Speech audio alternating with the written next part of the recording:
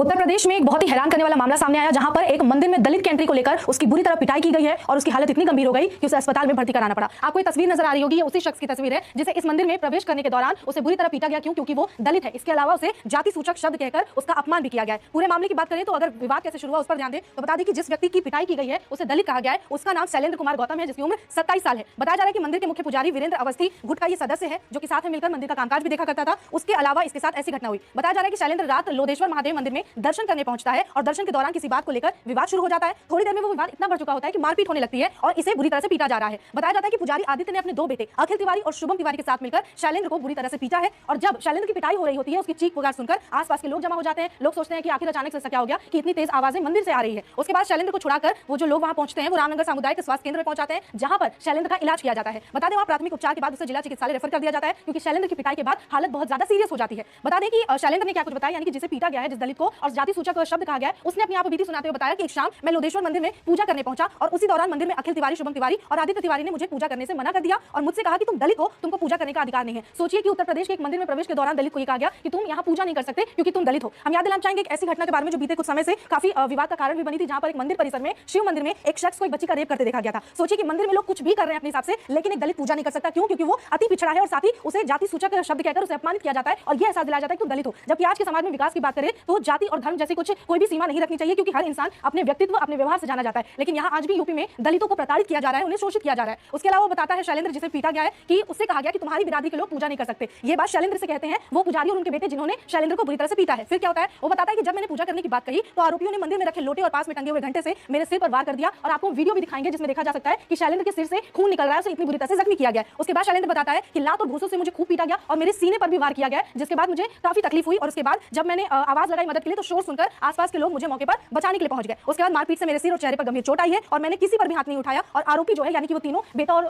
दोनों बेटे और बाप, ये दबंग किस्म के हैं और ये हमेशा से ऐसे ही दबदबा बनाने के लिए लोगों पर दोष जमाते दिखते हैं। उसके बाद बताते हैं कि सारी घटना मंदिर के सीसीटीवी में कैद हो गई है। ऐसा नहीं कि मैं ये घटना कह रहा हूं या अपनी आप अभी सुना रहा हूं, मेरे पे भरोसा कीजिए। खुद वो जो पीड़ित यहाँ शैलेंद्र है, वो बताता है कि वहां सीसीटीवी है लगी हुई और उसमें हर कुछ रिकॉर्ड हुआ है कि मेरे साथ कैसे कैसे व्यवहार किया गया है और उसमें कैसे पीटा गया, उसमें देखेंगे तो सब आपको पता चल जाएगा। ये लोग कुछ भी कर सकते हैं। ये बात आरोपियों पर आरोप लगाते हुए शैलेंद्र जो पीड़ित है वो बताता है। अब बात करते हैं जो आरोपी आदित्य है, उसने अपनी सफाई में क्या कहा है। वो बताता है कि हम अपने बेटे अखिल और शुभम के साथ मंदिर पहुंचे थे, वहां मेरी बहू और बेटा अंदर मंदिर में पूजा कर रहे थे। अब ये सफाई है किसकी? ये है आरोपी की सफाई। वो कहते हैं कि तभी शैलेंद्र गौतम, यानी कि जो पीड़ित है, वो वहां पर आता है और मेरी बहू पर अश्लील कमेंट करता है और जिसका मेरे बेटे ने विरोध किया। उसके बाद फिर कहा सुनी हुई और दोनों लोगों में मारपीट हो गई। मैं मंदिर के बरामदे में था, शोर सुनकर मौके पर पहुंचा और दोनों को मैंने छुड़वाया है। उसके बाद शैलेंद्र ने गांव के कई लोगों को बुला लिया, उन लोगों ने हम लोगों को जाति सूचक शब्द भी कहे, लोगों ने बीच बचाव किया तो हंगामा शांत हुआ। इसके बाद हम लोग अपने घर चले गए और वो लोग भी अपने घर चले गए हैं। दरअसल यहाँ पे बता दें कि जो आरोप लगाया जा रहा है शैलेंद्र की तरफ से या सफाई में जो कहा जा रहा है उस पुजारी द्वारा, अगर ऐसा हुआ भी, अगर आपकी बहू को किसी ने जाति सूचक शब्द आपने कह दिया, उसके बाद आपकी बहू को किसी ने छेड़ दिया, तो आप कानून का सहारा ले सकते हैं, ना कि अपने हाथ में आप कानून लेकर वहीं पर न्याय करने उतर जाएंगे। दूसरी बात, शैलेंद्र ने खुद कहा कि जब मेरी पिटाई हो रही थी उस दौरान मैंने उन पर उस पक्ष पर हाथ नहीं उठाया है। ये बात खुद शैलेंद्र बताते हैं। उसके बाद आरोपी आदित्य जो है वो बोलते हैं कि हम लोगों की तरफ से ऐसा कोई जाति सूचक शब्द नहीं कहा गया है, जबकि जो पीड़ित है वो ये बात कह रहा है। उसके बाद फिर आरोपी जो आदित्य है वो कहते हैं कि हमने थाने में जाकर शैलेंद्र के खिलाफ शिकायत की। पहली बात, एक तो वो शैलेंद्र पीटा बुरी तरह से, इन्होंने पीटा, उसके बाद इन्होंने जाकर थाने में तहरीर दी, मामला दर्ज कराया। उसके बाद फिर वो बताते हैं कि हम जो है वो जो आदित्य लधोरा है वो प्रधान राजन तिवारी का भाई है और प्रधान के पास ही मंदिर की देखरेख की जिम्मेदारी रखता है। उसके अलावा आदित्य मंदिर में पुजारी भी है और पूजा पाठ भी करवाता है।